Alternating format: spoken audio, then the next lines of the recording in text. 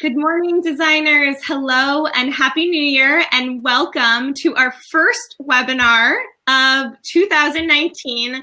Joining us live from Long Island, New York is Nancy Ganzekaufer. Took me a couple times to say that correctly. I hope I got it right. You did. And we're very honored to have Nancy with us today, who's going to be speaking about how to create your ladder of services. And Nancy and I were just chatting a little bit briefly, and I think this is such a good way to kick off 2019. I think that as a creative, as an interior designer, there's so many things and you're setting your goals. And this is one way to really figure out how you want to focus your year and 2019 and get off on the right foot. So before we get started, and I know some of you already know Nancy G, some of you might not know Nancy G. I want to tell you a little bit about her background and what she does and why she's so special. And Nancy, thanks for joining us yet again for another informational introductory session. And again, Nancy will kind of take the reins in just a second. I just want to tell you a little bit about her background. So Nancy is a focused, motivated, and dedicated interior design business coach. As a mom of 3 young adults and a successful business owner, Nancy understands the unique challenges entrepreneurs face when pursuing their dreams of growing a profitable business. She leads by example through her hard work, encouragement, and most of all, which I love the most, her no BS leadership style. Today, we're going to cover a couple different things: 5 ways to increase your chances of working with a potential client, what to prepare before your initial consult to open up more revenue generating opportunities, which I love, I'm so excited to hear, and other ways that design services can be offered to clients. So helping you really think outside of the box, how to become a trusted advisor to your clients and get to recurring revenue. And lastly, how to build a ladder of services from start to finish. So why don't we go ahead? I see a couple people joining and making sure that you guys are all live. Michelle, you should be able to see us now. And I'm going to pass over the reins to you, Nancy. One thing I want to mention is if you do have any questions, please go ahead. There's a button down below that says ask a question. So please go ahead and click that button and ask a question there if you have questions for Nancy, and she'll make sure to get to them through her presentation and at the end of the presentation. All right, pass it over to you, Nancy.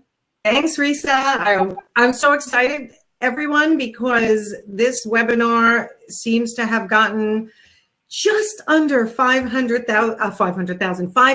registrants. So that's so exciting for me that I can present to so many people and I can teach you how to make more money and fill your pipeline. So thank you, Risa, and thank you, Ivy, for having me on once again. I believe this is my 3rd webinar with Ivy. So let's get started. I'm Nancy Ganzekaufer, and these are all the places that you can find me. I had one of my potential clients say to me, like, you're everywhere.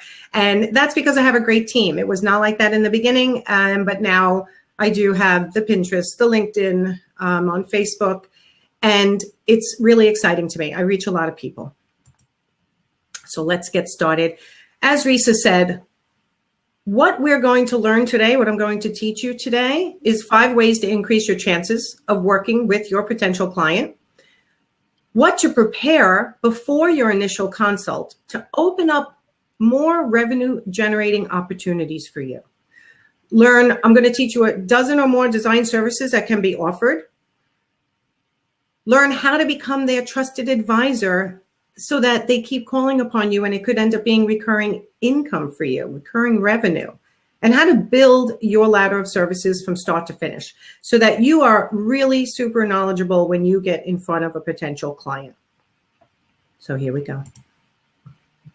So doing all the things that I just said will increase your exposure, show your expertise, and increase business.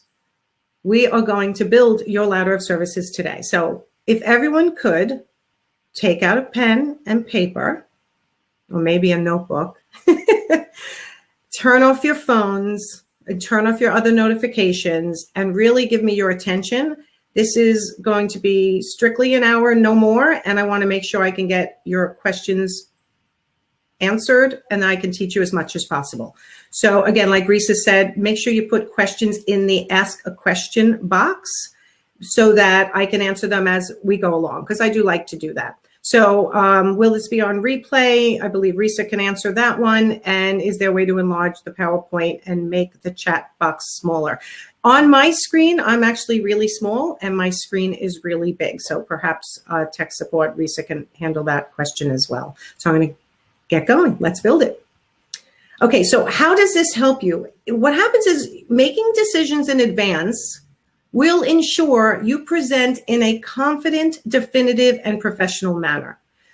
You can have different service levels for what you can offer a potential client. I can't tell you how many times that I've seen interior designers in jobs, and when a client doesn't seem to fit into what a designer wants to sell before they even walk in the door, like if they go in saying, I want to sell full service design, and then the client presents it something different, like they're not quite a full service design client. Sometimes not just baby designers or new designers, but actually experienced designers sometimes say, oh, I got to think about that. I got to figure out how that's going to work. And what I want to do is give you the tools you need to know those answers in advance, because you're most powerful to sell a package of some kind when you're right in front of the client the very first time when they're excited. So confidence is a brand that sells. And when you sell yourself with confidence, your life and your business will get better. So Risa gave me a great introduction. I'm Nancy Ganzekaufer. For those of you who have done my exercise, that's free on the resources page of my website called Your Business in Words. I'm going to read you my business in words now. So I'm a supportive, direct, and knowledgeable business coach specializing in interior design professionals. Through group, one-on-one, and with my new course, the Interior Design Profit Formula, it's a self-study course, I teach skills such as business identity, goal setting, marketing, time management, mindset, systems, confidence, sales, and communication.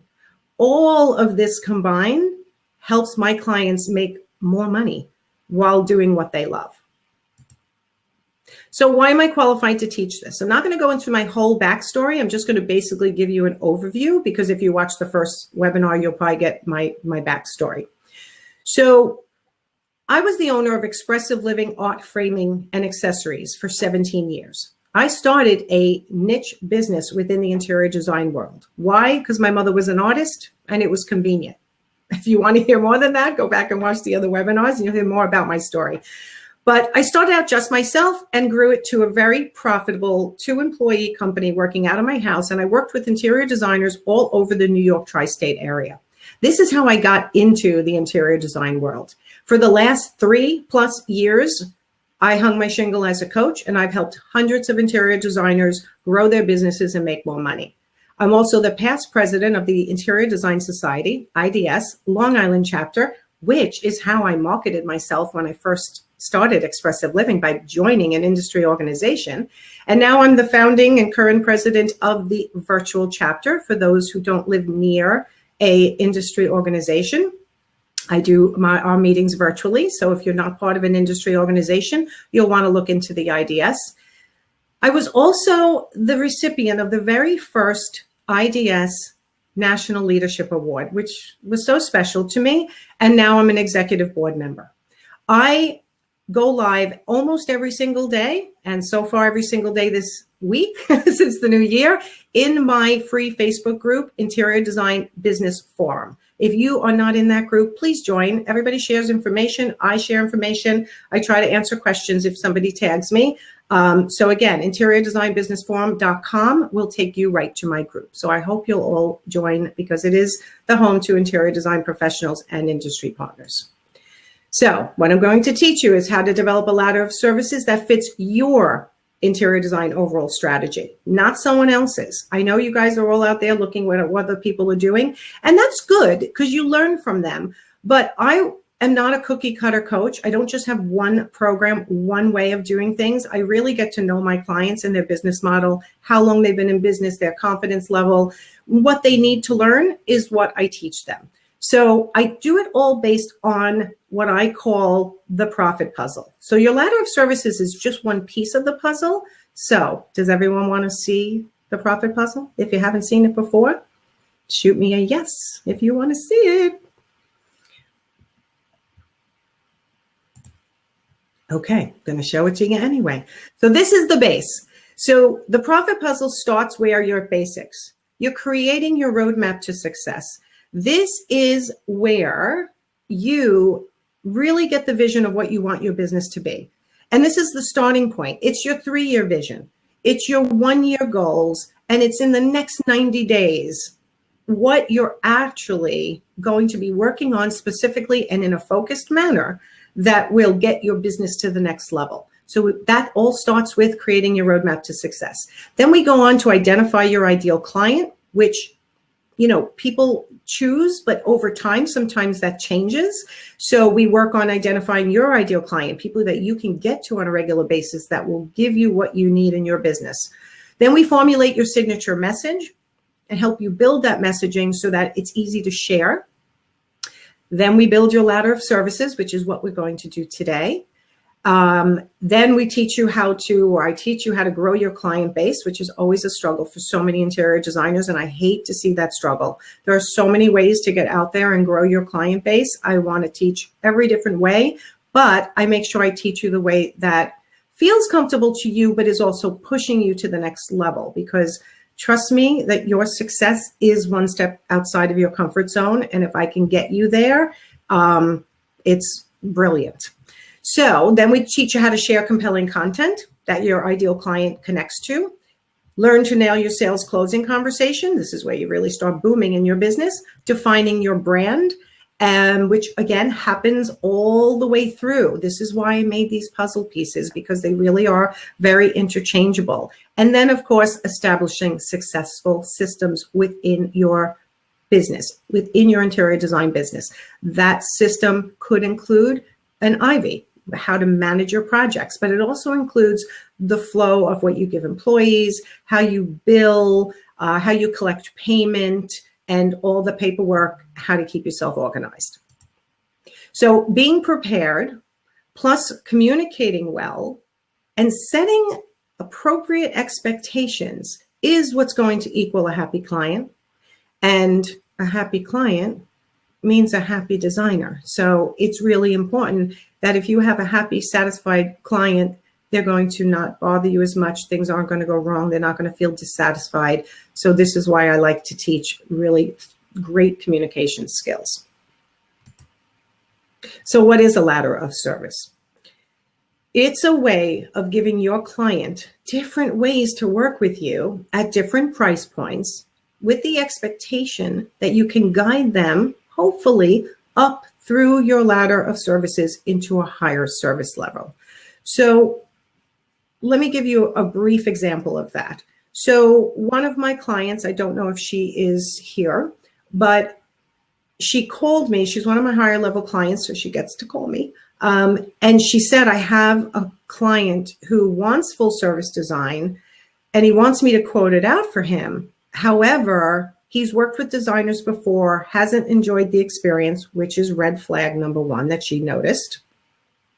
And other little things. She's like, I'm not sure what to do. He wants to me to go shopping with him. He has his own, I don't remember if it was a contractor.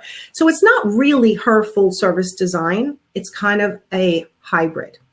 So she said, I don't know what to offer him. And I'm afraid if I take on this very large job and we don't work out, what do I do?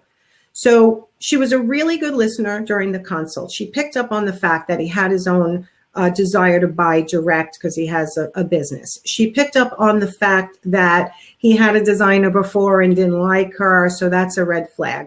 So what I said to her was, offer him a modified version as a testing point, offer him designer for a day. And we'll talk a little bit more about that. And she did. And he was like, oh my God, that's great. So she offered him a different level of service based on what she was hearing from him, so she could test the waters and he could test her and make sure they were happy with the dynamic together. And after that, the hope was that then they liked each other and they'd move up to the next service level and hopefully full service design. Now, had she not spoken to me before she got on the phone with him, she might have been like, well, my full service design, it includes this, it includes that, but you want to do that yourself, and I know you want to go shopping, and that could get like, would have made her look unprofessional in a way and confused as to how she was going to present a service to him. So the fact that she had one of her ladders of services ready to offer, she was able to offer it there. You know, she did have to call him back on this one because she called me after the appointment. So she had it ready and he was thrilled. So that's one example of how you use a different level, a different ladder, a different rung in your ladder to get into a client that might not have gone for full service design because he kind of had this desire to be overly involved in his job. And I know you've all had clients like that. So 5 ways to increase your chances of working with a potential client. 1 is that communication skills, learning how to relay your value. It's really important for all of you to learn how to relay your value in words that the client can understand. 2, have a clear entry point to working with your clients or your potential clients, right? You don't want this, sometimes I do it free and sometimes I get paid. You want to have a really clear entry point, like how can they work with you? And you want to make that very easy for them. You also want to be very authentic. Number 3, you want to be yourself. You don't want to try to be like everyone else. I mean, if you look at my space, the coaching space, there's so many different coaches. They're all fabulous. We're all friends for the most part, but we all have a different style and we're all teach it a little different way. And the key is to pick someone who speaks the language in the way that you can hear it, the way that you can make changes in yourself. And it's the same with an interior designer. When you're looking for your ideal client, it really starts with being someone that you can really get along with. Your style matches their style. And yes, you can morph yourself a little bit and make sure you have really clean systems. But if you're authentic, you're going to connect with people that you enjoy working with. 4, position yourself as an expert. How do you do that? It's by taking the lead, having a very defined process. When you position yourself as an expert, you will stop the process of the client trying to take over because you're going to really say, I know what I'm doing. This is my process. It works. I've done it before. And then, of course, number 5, you want to have exemplary service. So I'm hoping this all makes sense to everybody so far. Weigh in. Are you still with me? You can say yes.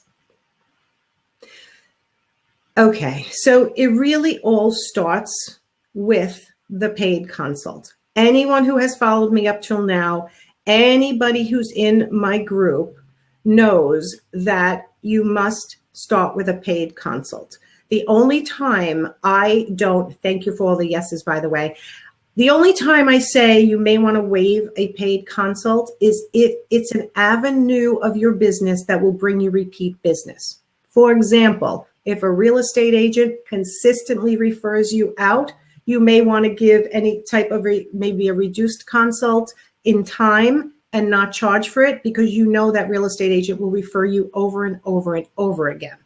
But anyone else, you want to start with a paid consult. 1, it gives you credibility. 2, it allows you to be giving and sharing and not feel like, oh, they're getting something for free from me and I shouldn't be speaking, like I shouldn't be saying anything.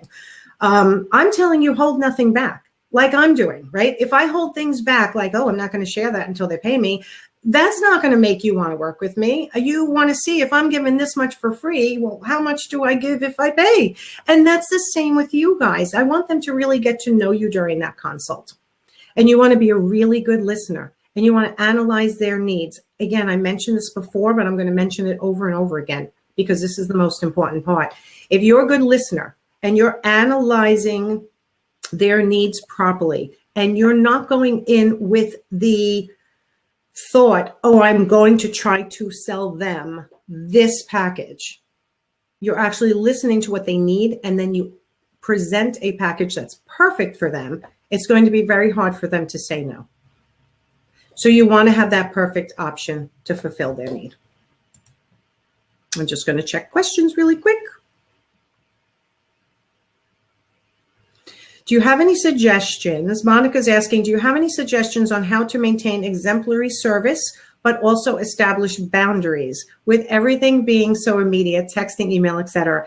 Yes, Monica, I'm glad you asked, and I'm actually getting to that. So I'm going to hold that question off, and I'll go into a little bit more detail when we get there. So again, if you have any questions, please put it in the Q&A box and not in the chat, because the chat's moving so fast, I honestly can't read it. It's too fast. But if you put it in the Q&A, I'll check that every once in a while. So what should you have prepared before your initial consult? Your service options at different price points. Now, I don't want you to confuse this of, I want you to put this all on your website. Please don't put every single service option you could possibly do on your website and allow a client to choose which one they want. I'm talking about when you're in a consult, you're being a really good listener, and you're then presenting the perfect service model for them. So what do you want to have prepared? The name of the service, the description of the service, who is it perfect for? What is the price range? And examples of what can be achieved using this service. Now, again, this is for you to go through after the webinar or over the next week or with me on a consult on what your levels of services are. I mean, everybody likes to do different things, and I really find that some people are using the same as others, but for the most part, when we're brainstorming, there's a service that you can offer that very few people are offering, and once you nail that down, what a great marketing tool. And you want to have it ready before the consult so you don't miss this sales opportunity. The best time to sell to a client is when you're standing in front of them. So if possible, it's not a, let me go back to my office and think about how I would structure this. It's, oh my God, I have the perfect service for you. I have a new baby's room design service, and it'll fit exactly. It'll cover the baby's room, which is what you brought me in for. And your investment for that would be this, and this is what we get done. So you can have different options. I teach people to be more flexible than I find a lot of them are, because they're stuck in the brain of, I heard this is the way somebody should do it, or this is how I was taught, and this is the only way to do it. And I do have to teach people sometimes to think on their feet after being a really good listener. What does that client want? Boom, you name it, and you know already, because you've thought it through, what that would take and what you can offer. You'll be confident, professional, and show like you're very experienced if you have this right off the top of your head. And it really does relieve your stress, because when you're hit with something you didn't expect, which is going to happen sometimes anyway, if you're prepared and you've thought this through, you're going to just feel calmer. You're just going to feel calmer. It's the way it is. I'm going to questions again, guys. Do you refund a consult if they convert to a client? Katie, absolutely not. Never. And if you don't offer it, they rarely ask for it. Why should you offer back 2 hours of your time or your consult? I'm actually very against that. You deserve to be paid for your time. Next question. I am a realtor and interior designer. How do you recommend pricing the consults? From Amy Cummins. Okay, so Amy, you're a realtor and a designer. If they're calling you for direct design services, you're pricing your consult at 2.25 or 2.5% of your hourly rate. Hopefully your hourly rate is what I would want it to be. If they're bringing you in as a realtor, then you may want to throw in a 2-hour staging conversation with them as part of your service as a realtor, because, hey, that will distinguish you and you probably get more listings. So that's the way I'm thinking of that one. Let's see.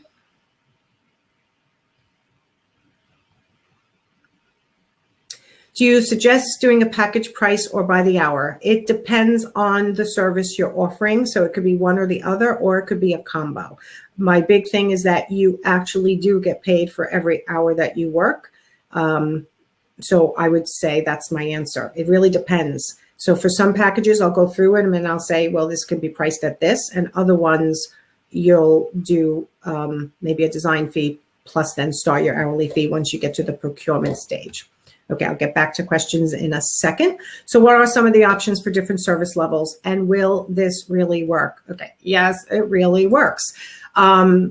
And we're going to go over some of the ladder of service options right now. One story about it working is, again, another client that was working with me. She's a more experienced designer, and she had the opportunity to do somebody's bathroom, but they, again, really wanted to do it themselves. They wanted to do it themselves. They just wanted her advice and kind of confirm their decisions. And we all know we have clients like that. And then they kind of wanted her to shop with them, or maybe could you? And we had spoken about, again, doing her a designer for a day and selling herself, 4 to 6 hours. And we priced it out, and it was brilliant.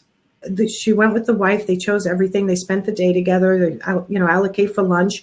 And then the husband came back at night. The wife brought the husband back, gave his credit card, and he's like, oh my God, how did you do this?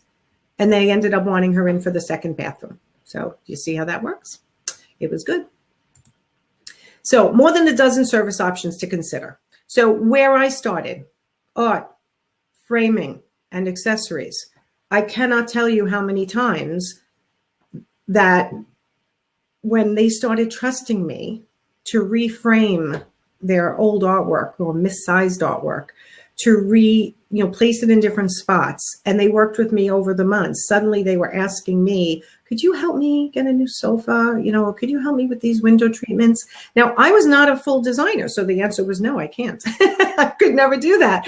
I'm so impressed with you guys that you can do all that. I'm not actually the most creative person in the world. I'm all business. So I would say, unfortunately, I'm not a full designer, but I can recommend you to somebody. But that is one of the service options that you guys can offer. There's people out there who are, looking at their walls, and they really want a specialist, because what happened is they get intimidated sometimes by a full designer. So sometimes these smaller service levels, or you're in to the door, but then it blows up to more and you become their trusted design advisor, like I talked about in the beginning, and they'll call you in for over and over again. But when I said to somebody a couple of times, no, but I can refer to someone to you, and like, oh no, they're then going to try to sell me everything. They're going to try to, redo everything. And all I want is new artwork and reframing of the stuff. So I don't know, Risa, are you on mute? I'm here. Okay, I hear rustling, so I didn't know if you were on mute. So anyway, that's one example. You can also go in just for window treatments. You can go in, of course, for full service design. I had to throw that in there because that should be one of your full service options if you'd like to offer that. You can do the staging for sale. You can offer just a lighting evaluation. Now, again, I'm going to repeat that this is the stuff you have in your back pocket. So you start to think about, what can I offer? What can I call it? So when I'm in front of somebody and they start talking about their specific pain point, their specific need, you are ready. Oh, yes, I do lighting evaluations only. And since that's primarily what you're talking about, I have a lighting evaluation service. And for that, it entails this, and this is how much it costs. So thinking through what you could possibly offer and what you could possibly call things are going to make you look brilliantly smart and very professional. So, other service options. One of them that I mentioned, designer for a day. If you're an e-designer or you want to learn that, you can do an e-design of one room. If you hear at a consult that that's what they want and that's what they need, you can do designer on call, which is another whole service model that I teach. You can do a one-room makeover. A lot of you do get in the door with a color consult or a turnkey concierge service where they have a second home. You'll have it all ready with flatware, towels, everything, and they'll just be able to walk in. It could be a vacation home. It could be they're on vacation and they want to just come back and have it done. Whatever, you can have a service model in the background, in your back pocket, that can serve that person based on what you heard. And a couple more, ready for baby design services, which I love that one. I could never do it, but I love that one.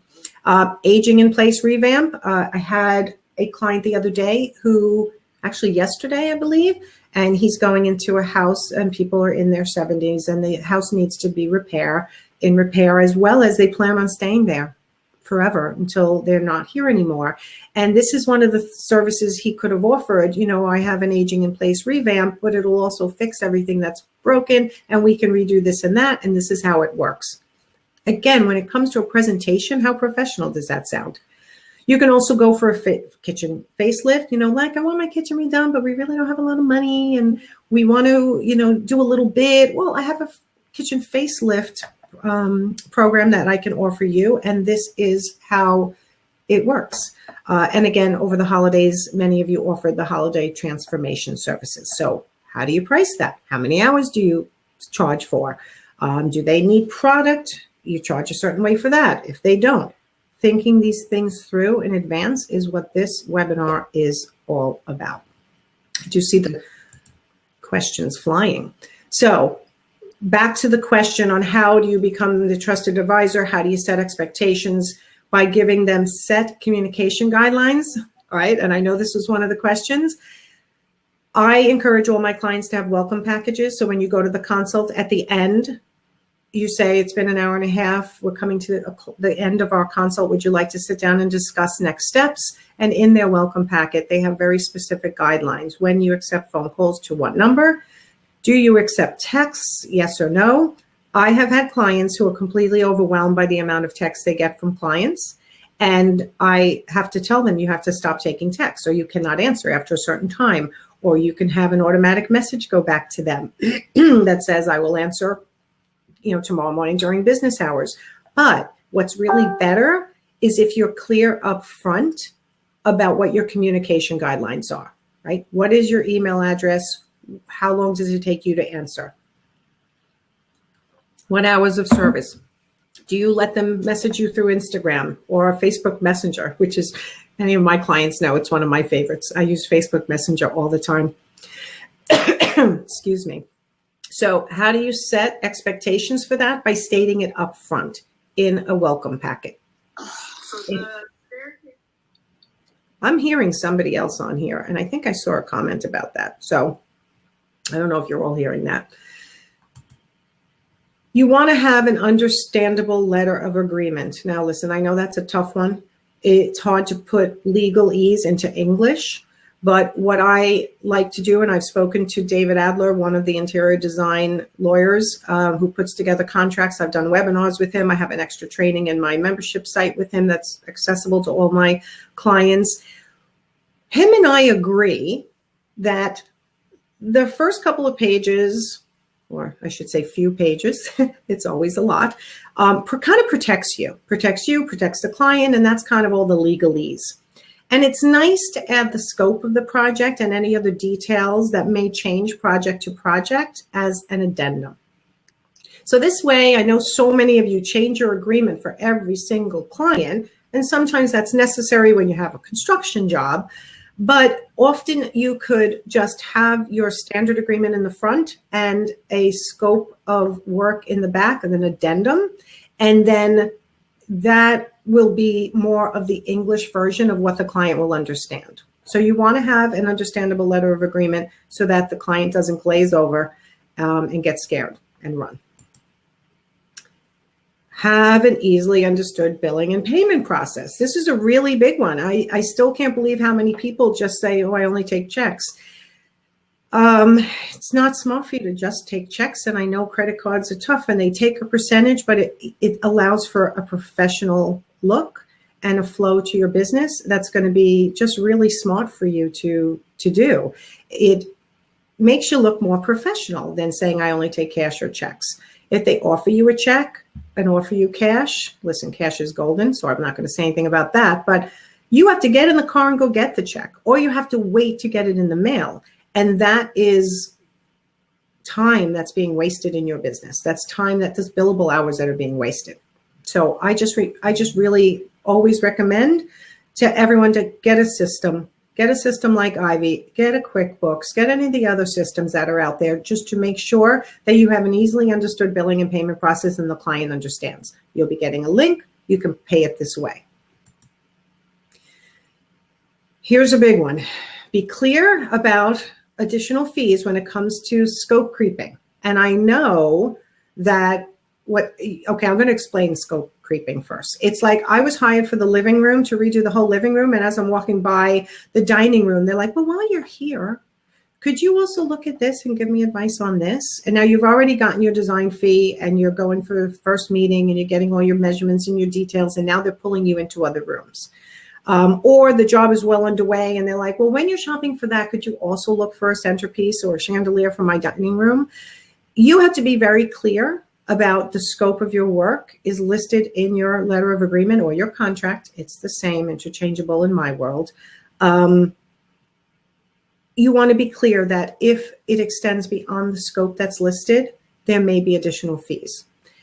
Now, you have a really good client. They're paying you on time. They're a really big client and they have you creeping into other rooms. Obviously, you're going to be like answering some questions for them. But if it gets to a client that's really, really bad, you want to have that clear in your letter of agreement and in your welcome packet, perhaps even, that makes it clear that they will be charged extra for that. So building your ladder of services from start to finish, because when you're presenting at the consult, niche is rich and broad is broke. You know, you don't want to be the person that says, well, this is not really what I normally do, but I think I can figure something out. Don't be afraid to go super specific with your service options because it gives them comfort and it gives you comfort. When you have a new client opportunity, you won't be stressed out trying to figure out how much to charge and what should be included. And you'll be able to confidently say, this is your investment for this service, and this is what it includes. It's going to help with closing the sale. I mean, again, that advanced planning is really key for you to close the sale. Thinking through your ladder of service, how it looks, what it includes, and what you charge for it is really key to being confident in closing.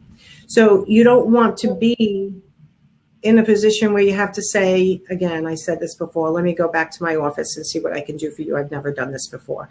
It might happen once in a while. I understand that, but we're trying to give you as many tools as possible in advance so that you're ready at that moment to just nail the sale and close it. Okay, I'm going to stop here for a second and say, does this make sense so far? And I will go back to some questions. Let's see where I ended off here.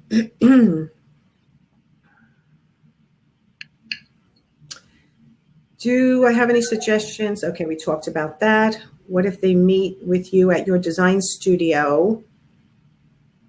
You still charge a consultation fee. I would say probably not, but I would also make that a more reduced cost, a reduced time.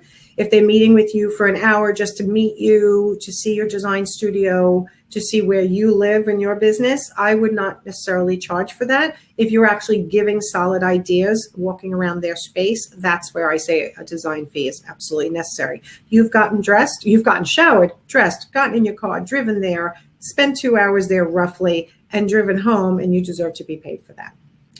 Should you charge a client for travel time? I charge at 50% my rate, and my client complained. I think 50% is a fair rate. In your car, you could be making phone calls. You could be thinking about another client and how you want to present. So I feel 50% is fair, but over a certain mileage. I mean, what is your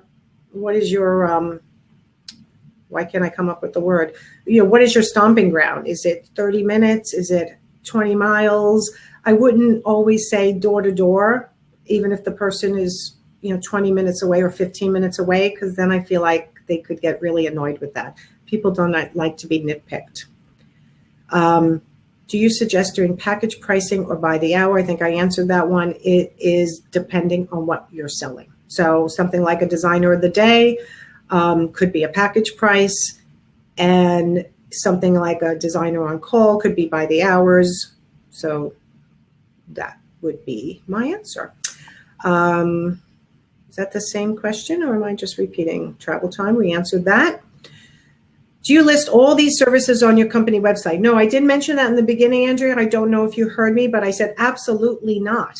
You do not list all these services. This is for you to think through in advance. What I recommend is no more than 3 services listed on your website. So you choose what are your more, forward service levels.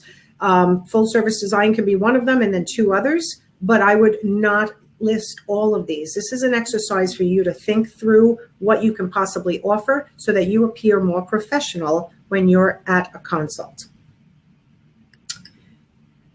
Again, I got that. Is there a way to enlarge? It's big on our screen, correct? Okay, I'm not going to answer that. That's tech. I answered that. Do you refund consult? I said no. Okay, I might be going in the wrong direction with questions. Hold on, let me start. Nancy, one clarification. 2.5%. Okay. Okay, you are going in and out, Risa, but I think you're talking about, can I give clarification on the 2.25 or 2.5% of your hourly fee as your consult? Mm-hmm. Okay, so that's how I have my clients calculated. So if I'm going to keep it really simple. I hope your hourly rate's not just $100, but if it was $100, you would charge $225 or $250 for your time for that consult, because you may never see that person again. You want to get paid for those ideas that you shared. So I always recommend it be a little higher than your hourly rate. And it works. Have I answered everything here, Risa? Let me go back to my slideshow and then we'll do one last run through. Maybe you can just check. Oh, I see. They can upvote the questions. That's why they keep switching. I keep scrolling down. I'm going, why are these questions switching spots? Now I understand the way it works. Okay. Organizing your services. So you should have a one-pager for each of your services that you offer. And again, this is for you, not for the client to see. This will help you stay organized and you'll be able to quickly refer back to each one as you need to. You should include any and all pertinent details and descriptions to that, and it's for your eyes only. This is your internal document. If you choose 3 of the service options to put up on your website, that'll be your starting working document to get the wording you need to put it up on your website. So everybody, you're allowed to take out your phones now if you actually put them away, because I know most of you probably didn't, but take a picture of this page. I want you to go after the webinar, or you can do it now if you're tech savvy and you're not afraid to leave this page. Go to businesscoachnancy.com/ladder of services.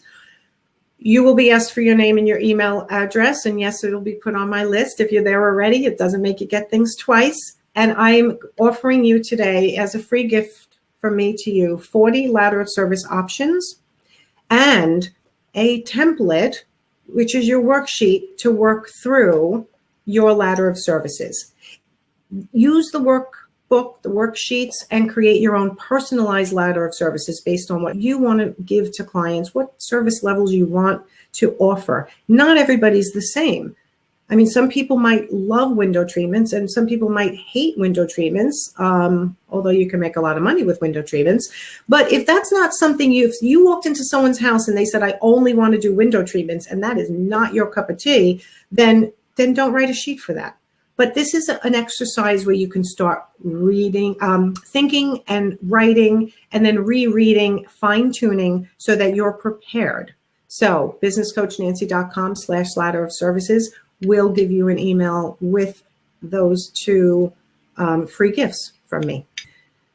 Okay, cheers to everyone's success. I am going to don't go away. I'm going to answer more questions.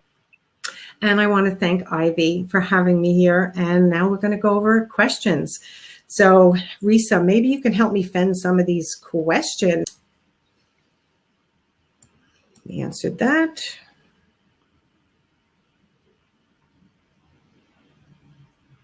What does the presentation of services look like? Do you suggest putting these different rungs of the ladder down on paper for the client to keep? No. I do not recommend. What happens, I'm going to give you an example. So for any of you who actually sign up for a consult with me, when we're talking for that 15 minutes, it's a straight coaching. I'm really listening to what your needs are. I'm not going into that call going, oh, I'm going to sell this person my course, because I don't know what you need yet. I don't put all my service options on my website, and I don't recommend designers do that either. I want you guys to bring it back home, and I want you to be really great observers and listeners at the consult and be able to offer them exactly what they need. Not like, well, this is all my services, which one do you want? I mean, I've actually told clients who want to coach with me once a week, like, you don't need once a week. You really only need once a month because you have all this put together well. I want the same thing from you guys. Don't give them a list of all your services. You just want to offer them the perfect service for their need. From what I heard from you, this is what I think would be perfect for you. That's how you want to present it. And if you've nailed it, they're going to be like, oh my God, you're right. That's what I need. So only sell what they need. Don't try to sell them more. Once you're in the job and you want to expand it by upselling furnishings, trying to get them over their investment level, then you can do that. But at that consult, I want you to stay really focused on just their needs. What do you say if a client is turned off by your letter of agreement? I'd say, one, Stephanie, have you had your letter of agreement reviewed by a lawyer first? Make sure it's done. Two, if they're turned off by your letter of agreement, sorry, like, this is your business. Everyone, listen to me. You are the CEOs of your business. You set the rules, you set the pace, and you are the leader of the job. You want to work with people who respect what you do, and I know that doesn't always happen, and I'm here to idealize it a little bit, but people will take your lead. You know, I've had clients who live near me, potential clients for coaching who live near me, and they're like, well, I only want to coach with you if you meet with me in person. And I'm like, I'm sorry, I'm a virtual coach. Then no. You know, I'm not chasing anybody. And the minute you start feeling really secure in who you are and what you offer, and your confidence increases, which is really what this is all about, you can say, I'm sorry if you're turned off by my letter of agreement. However, this protects you and this protects me. And this is how I have to do business. Otherwise, I wouldn't be in business. So that's how I would answer that. I find fixed fee very challenging compared to charging hourly. Some clients make decisions very quickly and others need several options and revisions. Is it wrong to always, somebody posted a question, I lost it. Is it wrong to always charge hourly? No, it's not wrong. There's no right or wrong. It's what you're comfortable with. There, perhaps if we worked on your confidence a little bit more and being able to estimate your hours better, you would do like a hybrid model where you're charging a design fee and then you start an hourly, something like that. So I don't believe there's wrong. There is just ways you could do things better. I hope that makes sense. Okay, this is from Nikki. I have had challenges with clients giving me budgets when I meet with them. I put together a high-low budget, and then I have had a few just completely walk away and say it's too much. Okay, so one of the things I have in my membership site, and I'm sorry I can't share everything with you guys, is when a client questionnaire. Questions you want to make sure are answered before you actually start picking product or estimating. And part of that is asking, the different levels, like a sofa can cost, I'm just going to throw numbers out, everyone, $2,000, $5,000, or let's go 5, 10, 20. Which do you feel you're comfortable with? And there's many categories. You can do it, example chair, example artwork, example lighting, example sofa, coffee table, side table. And you're going to have them, you can give them examples and have them circle, or you can just talk it through with them. Before you start estimating and picking product or presenting, you want to make sure you understand where they stand so that you are picking at the right level right from the beginning. I hope that was helpful.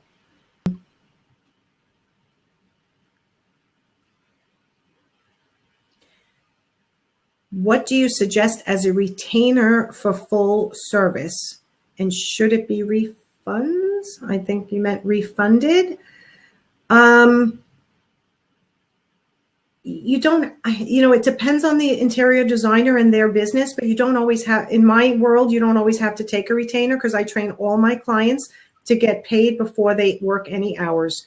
you never bill in arrears. You always bill in advance, and you work backwards from what the client gives you. So you get 100% payment of product and everything else, and I teach you all of that. So there's really, with the way I teach it, if a designer is ready for this model, if they're not, we kind of tweak them up slowly till they're ready. You always get paid in advance for everything you do and anything you buy.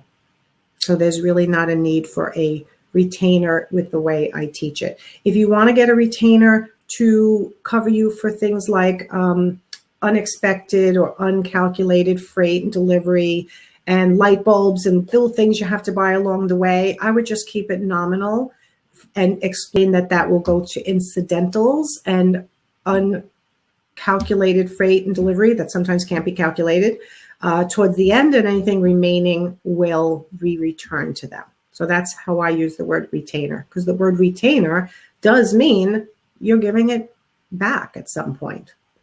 That's how I define retainer. Can you give more info about what exactly you should be providing client in the initial consult so that they feel like you've gotten something out of the time and money you spent? From Jennifer. So when you go into a consult, you should be giving freely. Like, oh, I can see this type of chandelier here, this shaped table. Again, it depends on what you're being asked. So it's hard for me to do it off the top of my head, but it would be giving freely of everything that's popping into your head. And you could say, my initial thoughts are this, but once we get going, I'll really define it. I'll hone it down. But I can see, putting a window here and putting your table this way and a round coffee table. You can give freely. You're being paid for the time. And when you're holding back, they're really not getting a good sense of whether they're going to like working with you. So I say give freely. They're paying you. They are responsible for taking notes on all this stuff that's coming off the top of your head, by the way. That's the way I teach it. Okay, let me find my spot again. I think we have time for one question, Nancy. Okay.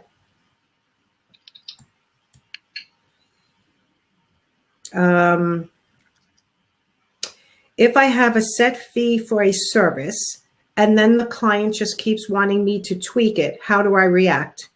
You say, the fee that you paid me covered up until the point of yesterday or whatever it is.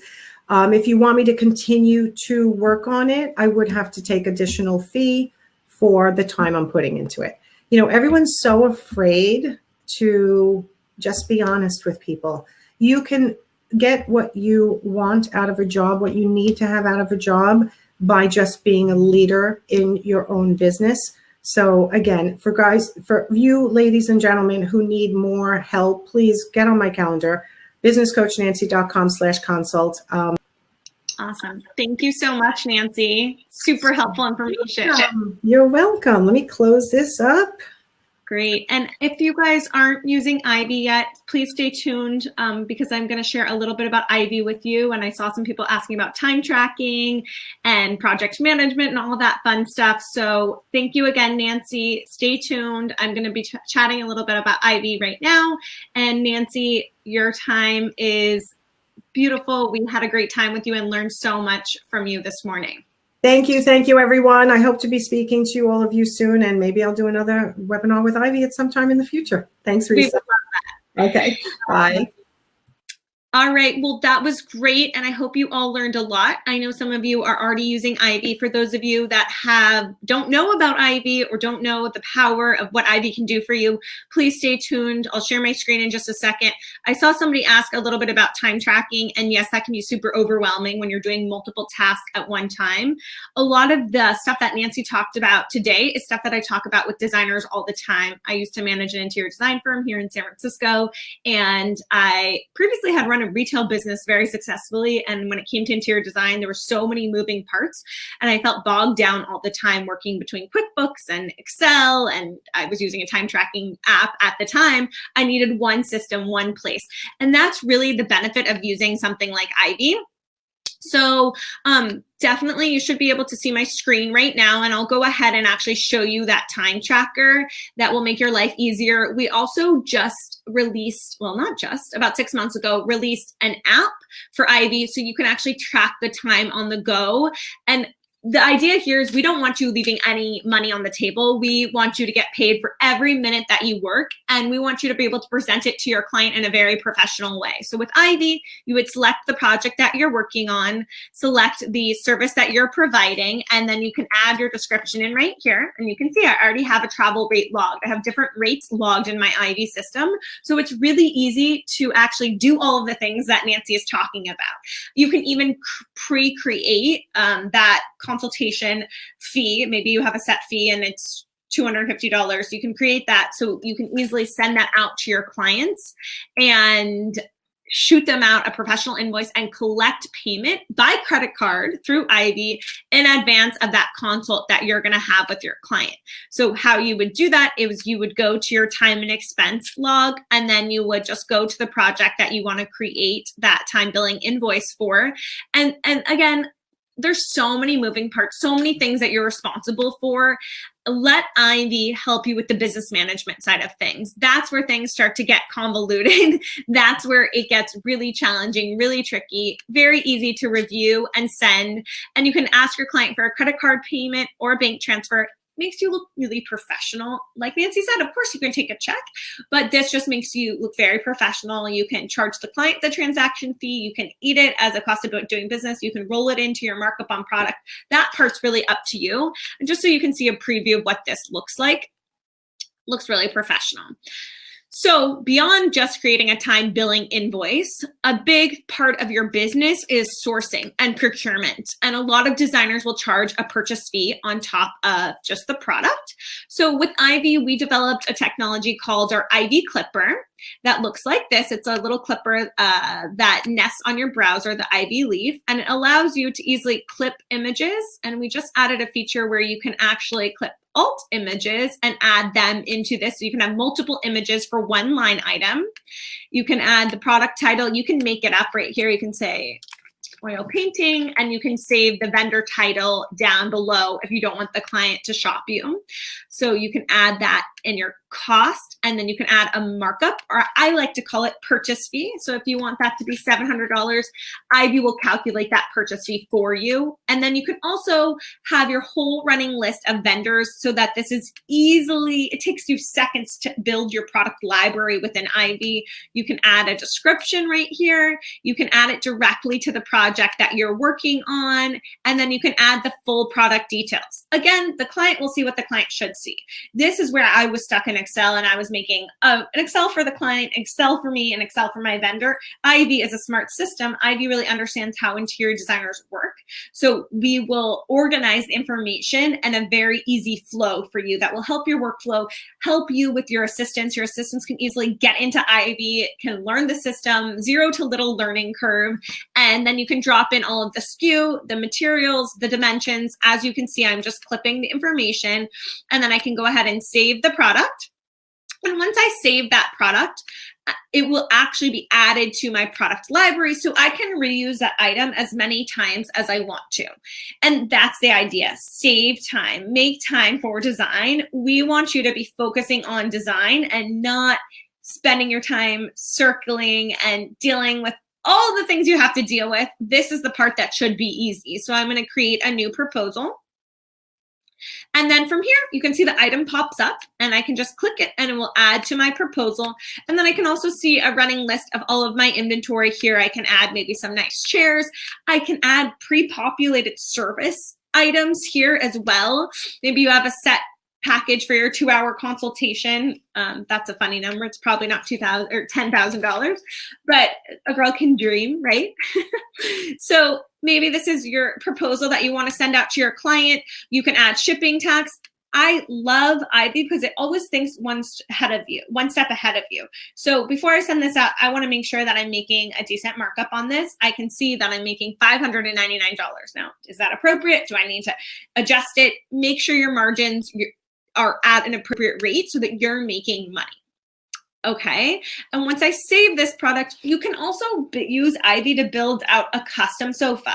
I was reading in a Facebook group the other day, custom products are really the way to go because so many things are easily able to shop online. There's Amazon and all these sorts of crazy things happening. So Ivy really allows you, if you wanted to build a custom sofa, and let's say these are 2 components for that custom sofa, you can group them together so that your client could just see them as one line item, and you can add a picture in there, obviously. And then when it comes time to sending the PO to your vendor, each item will be sent to the appropriate vendor.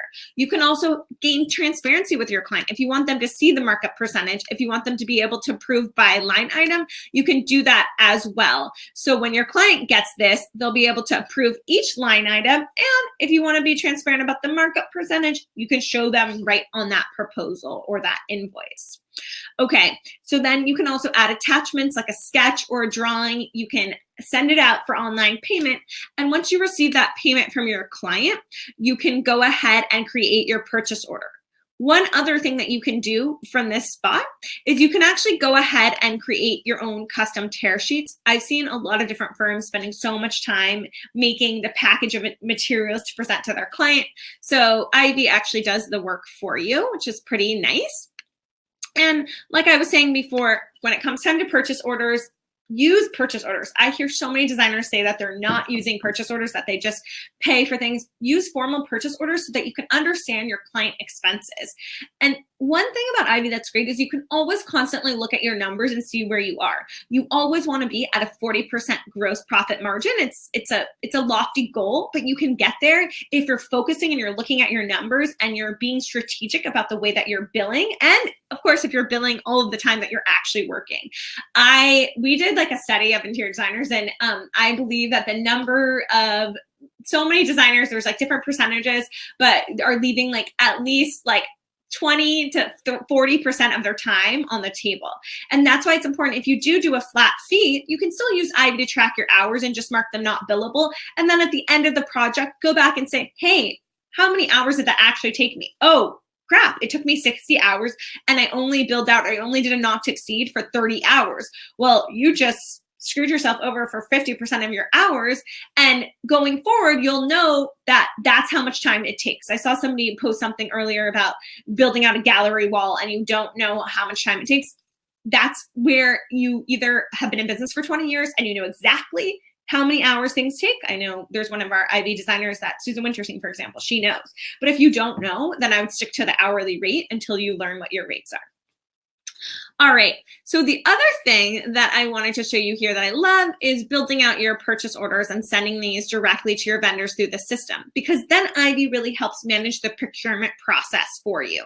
So you can go ahead, send this over to your vendor, add in the estimated ship date. And once you do that, everything falls into a project management schedule. So you can see, your assistants can see what's happening, where items are, nothing gets lost. When it's install day, you can go ahead and reference your project tracker. You can download an FF&E schedule with pictures. You can really help your team, including your delivery team, including your receiver, everybody stay on the same page. So this is where you have an overview. It's kind of like your Bible of your project. You can see all of your scheduling information. You can add custom columns, and you can download your FF&E schedule with images. So that's really nice. Helps you stay on top of things. In terms of getting started with Ivy, if you do have an Excel spreadsheet of your clients, of your vendors, you can easily import that to your system.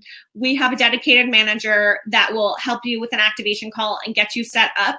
I think that's the biggest hurdle, and what I've talked to designers about the most is really embracing technology, embracing the change. 2019 for me is the year of embrace. There's a lot of things that I hate about winter, but I'm embracing the rain and the bad weather. And I think that 2019 should be a year that designers really embrace technology to its fullest, because that's where things are going. I've sat in so many lectures, so many conferences. I traveled 90% of last year, finding out about how samples are being delivered. Speed is going to change your business, you guys. And that's really where clients, you need to deliver, but you need to think smarter about your business. So using a system like Ivy or any type of system that can help you save time and not do things manually is really a benefit to you and going to help you grow your business and be profitable.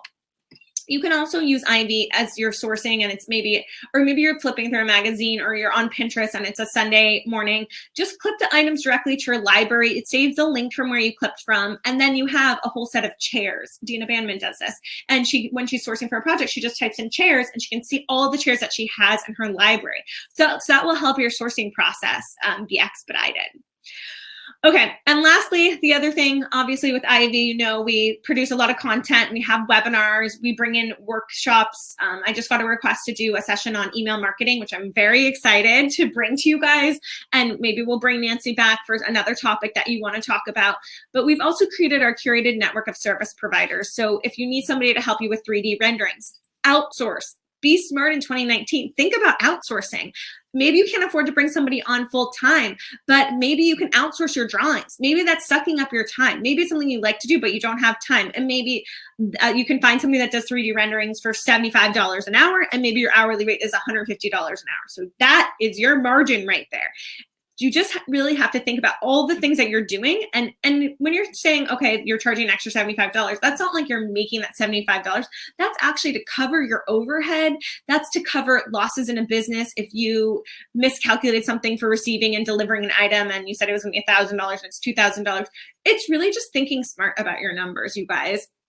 100%. If you need to find a business coach, I believe Nancy is listed right here. You can contact her directly through the Discover section as well. If you need a bookkeeper, an accountant, if you need a purchasing agent, maybe you don't get stock dealer pricing and maybe you're looking for 4 hands, and Vanessa from Fiore Home sells 4 hands at a very good price. Buy from here. Mary from Coco, she sells visual comfort at a really good pricing. Maybe you can only get Circa pricing. So Ivy is really helping you take your business to the next level. If you do want to know how to access our industry webinars, you can do that directly from your Ivy account. And lastly, if you're not part of our community, as you know, it's a wealth of knowledge, people sharing their contracts, people sharing branded documents that they've spent years and years producing. Our community is all about sharing. It's a knowledge exchange. And, you give a little, you get a little. And definitely, if you are planning on heading over to Las Vegas market, we will be there. And we have a lot of amazing, exciting programming, including an awesome panel on, I think it's the Sunday of market, the 27th at 3 o'clock.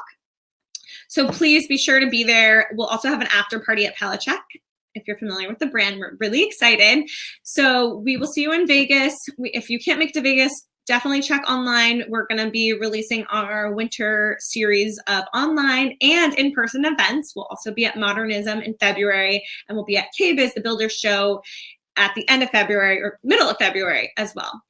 So thank you again for listening. I do see a couple of questions, and thank you to Nancy for giving us so much knowledge. It's funny, Nancy and I just met, well, it's not in person, but over the computer this week. And a lot of the things that Nancy was saying are things that I practice and I preach all the time.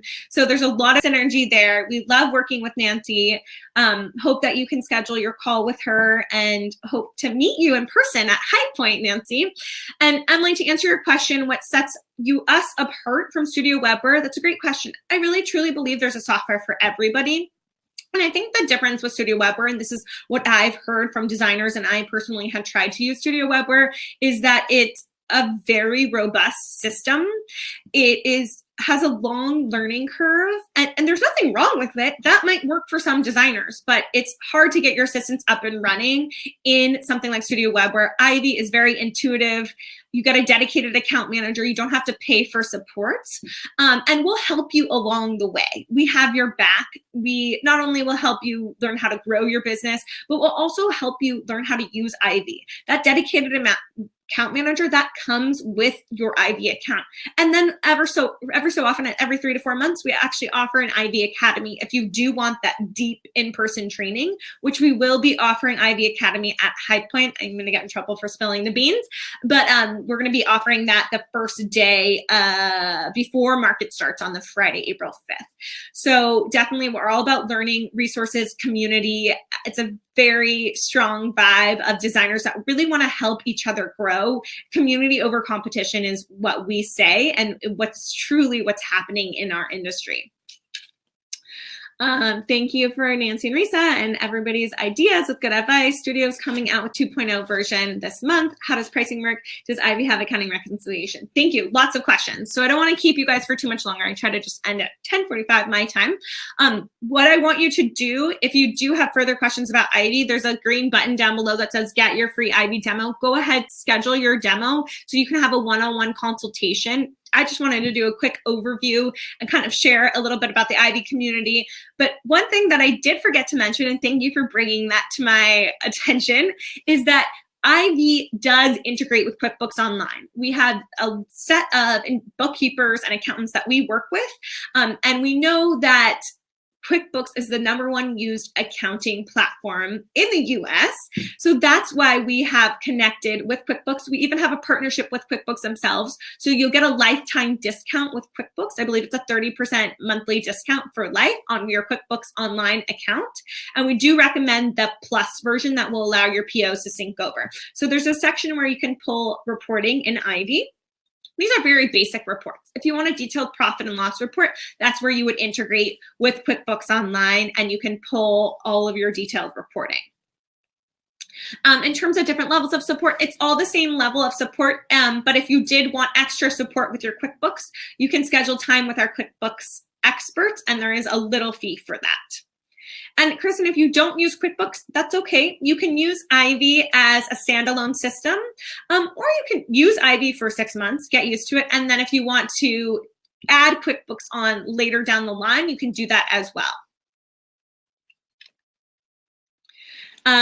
Great. So I don't see your first names, S. Smith. Y'all do the demo. I didn't think it would be for me, but I have 10 minutes demo turned into 40 minutes of amazing information. I'm doing the 30-day trial and I'm thrilled. That's great to hear. And we'd love to hear that. Again, like I said, try it out for 30 days, see if it works for you. If it doesn't work, you can always get your money back. I just think that 2019 is all about embracing, and that's the motto that I've been going with this year. So far, it's working pretty well. But I definitely think that it's all about trying what works for you. Some designers might say, oh, I use this software. Some designers might say, oh, I use Ivy, I love it. I think you just need to try it and see if it works for you. And if it doesn't, no hard losses. But I think what you'll realize is what you're going to get out of the community, out of our events, out of our resources will be huge and a huge game changer for your business. Okay. And I see that, Michelle, you weren't able to join earlier. Don't worry. Just use this same link in just a second after I end the webinar. This link is the recorded link of the webinar. So you'll be able to watch Nancy. You'll be able to hear a little bit about Ivy. And go ahead, make sure you schedule your free consultation with Ivy via the green button below.